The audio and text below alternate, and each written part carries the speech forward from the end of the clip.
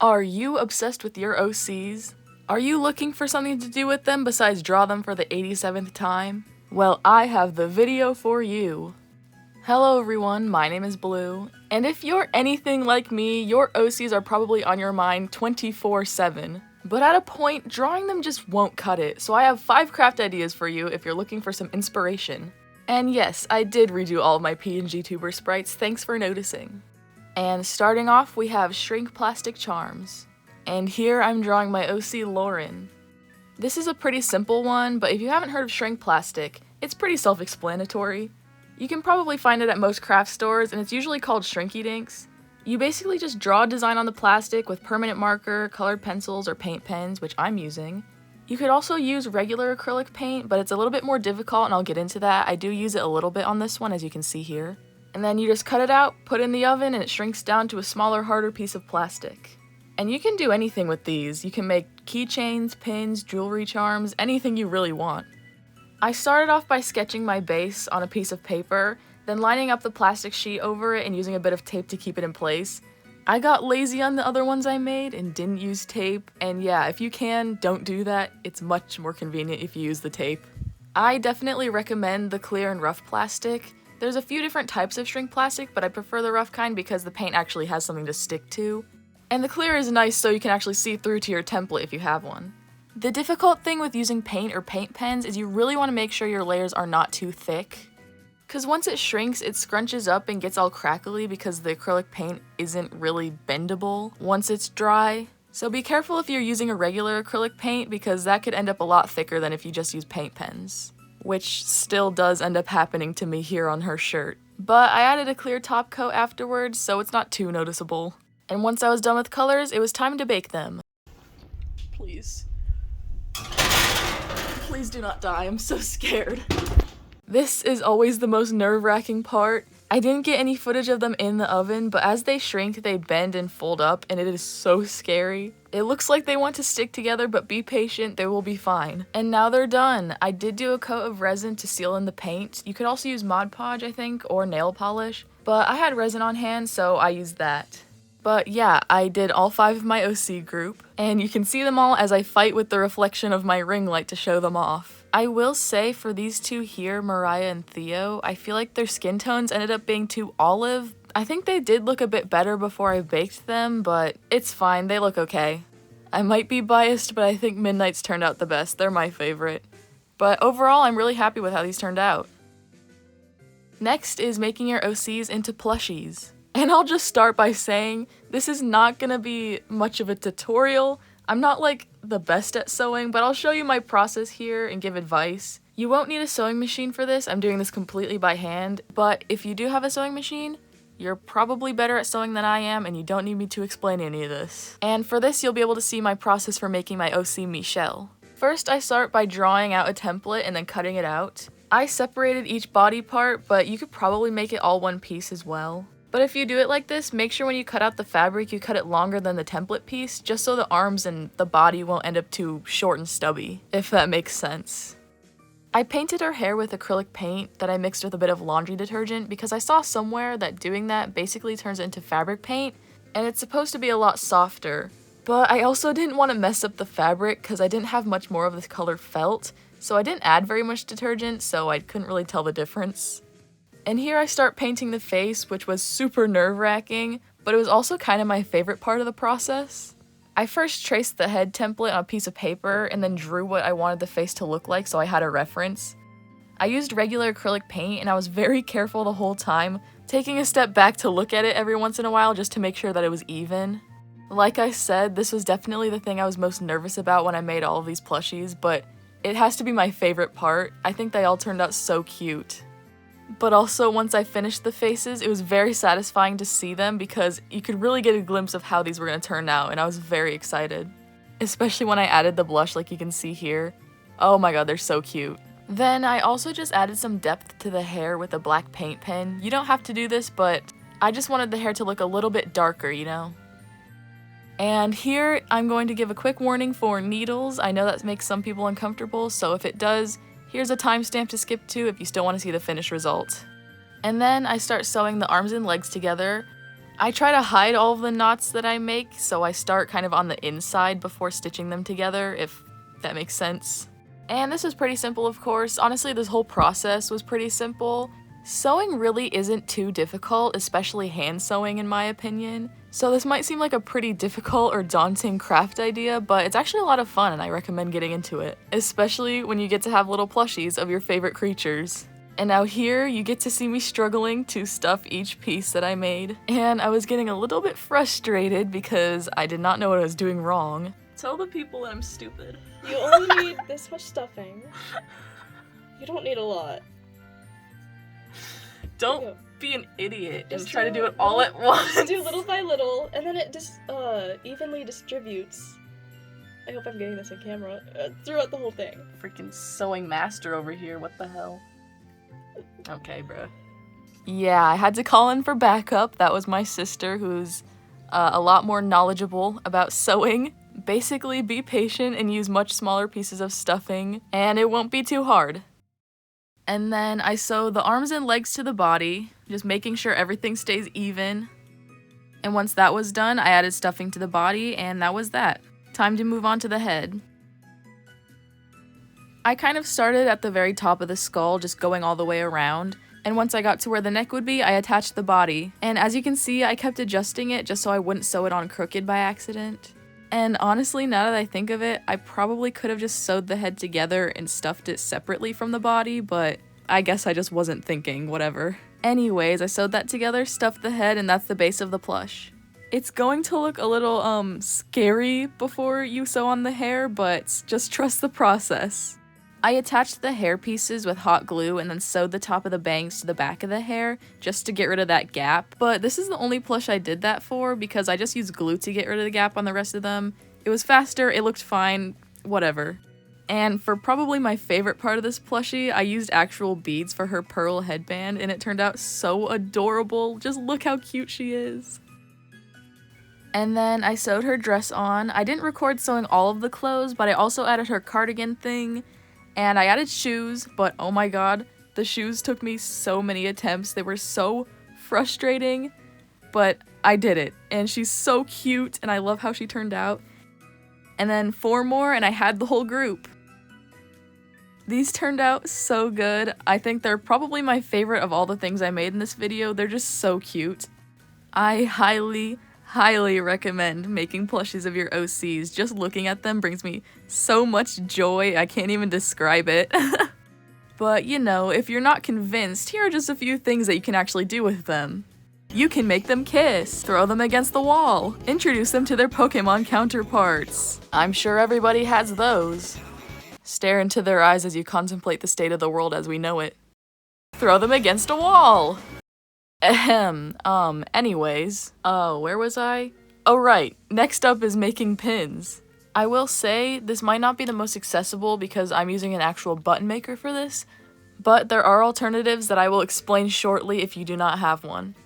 For this, I drew my OC Mariah.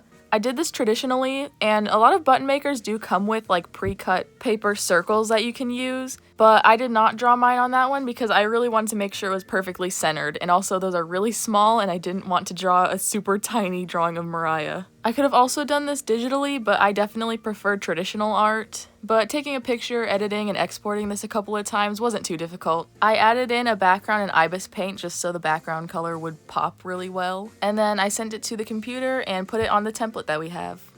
Okay, I printed it out. Oh, a couple extra things too, me and my sister, whatever. But, I printed So Blue, and I've had this issue before. I made this Jax pin before, and he printed So Blue, and I had to go over it with paint pens, so that's what I'm gonna do. I'm gonna have to color these with some paint pens, hopefully fix it, and then turn them into pins, or buttons or whatever.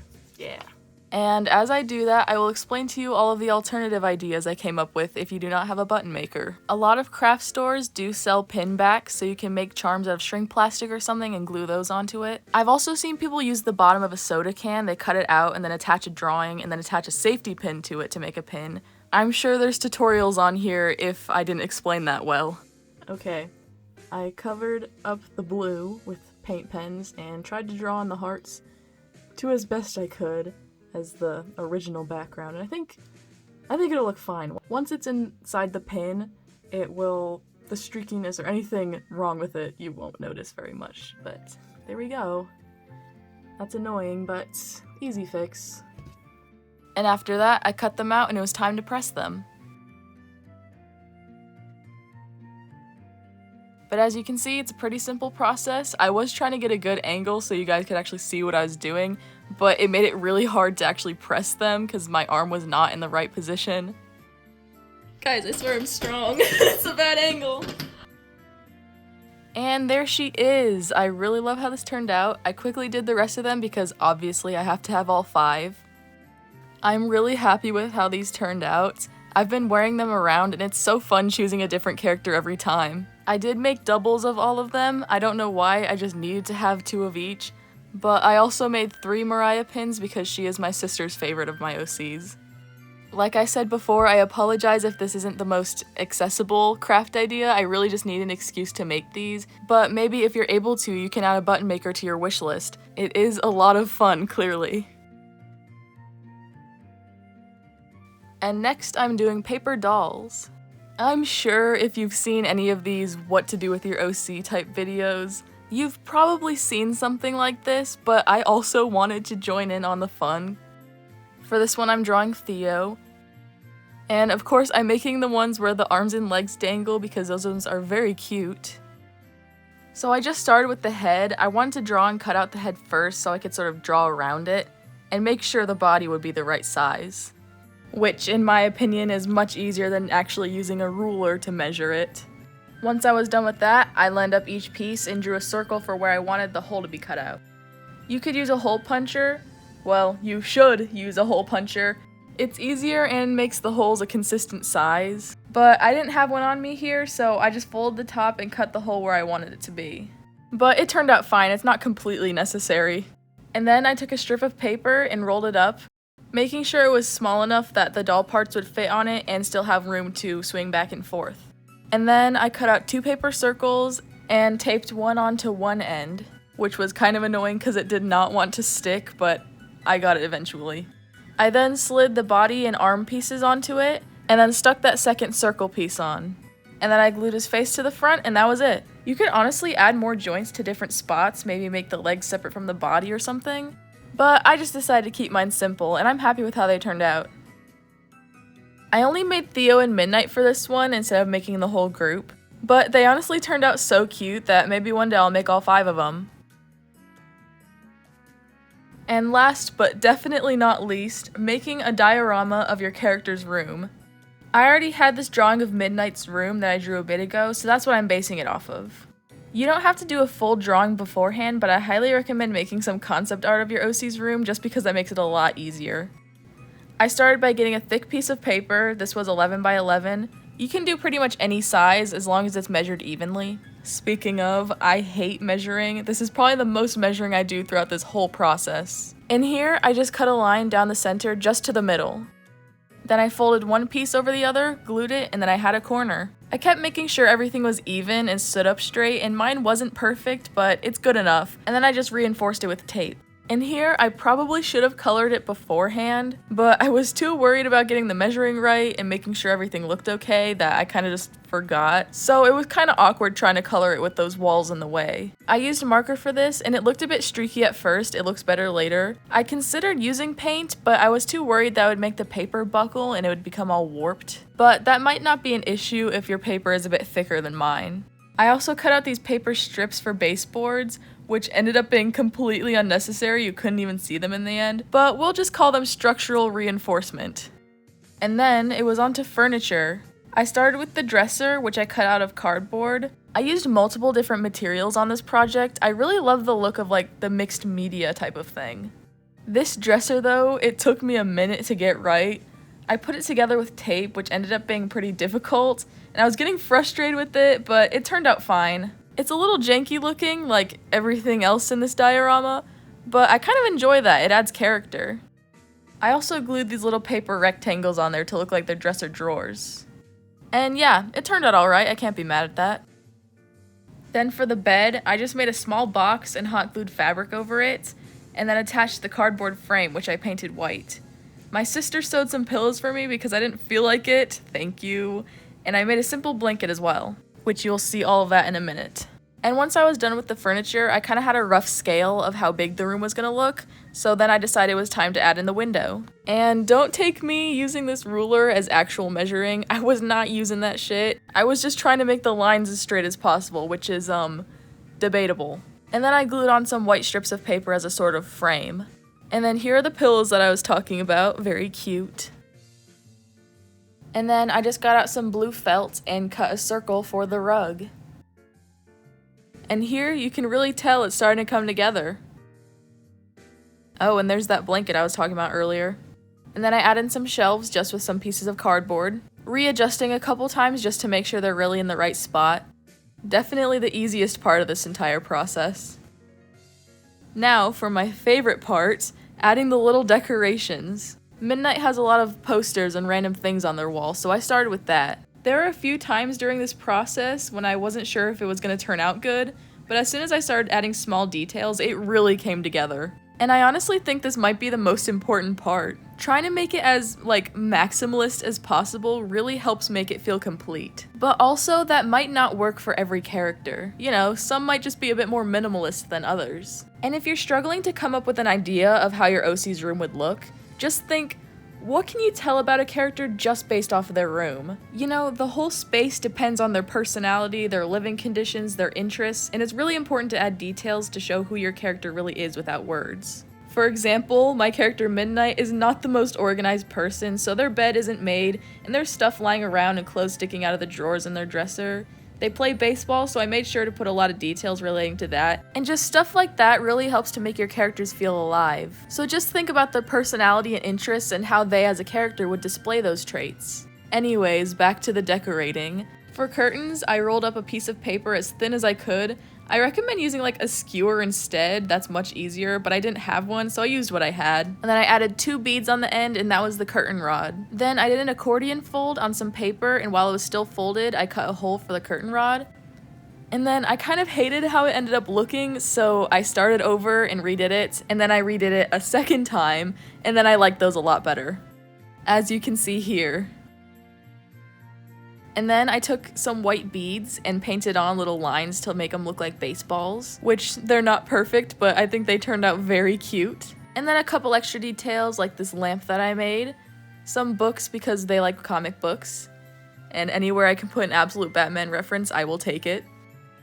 And then here's the little baseballs that I made. And then this silly fish mount thing that I made out of cardboard, and this little comic book that I made out of an old book charm. And once I had those, I hot glued everything together and it's done.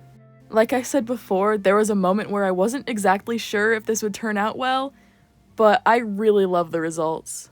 I also kept comparing it to how the backgrounds look in newer Paper Mario games if you've ever played one of those. This is definitely another one of my favorites from this video. It took a lot of effort, but it was so worth it.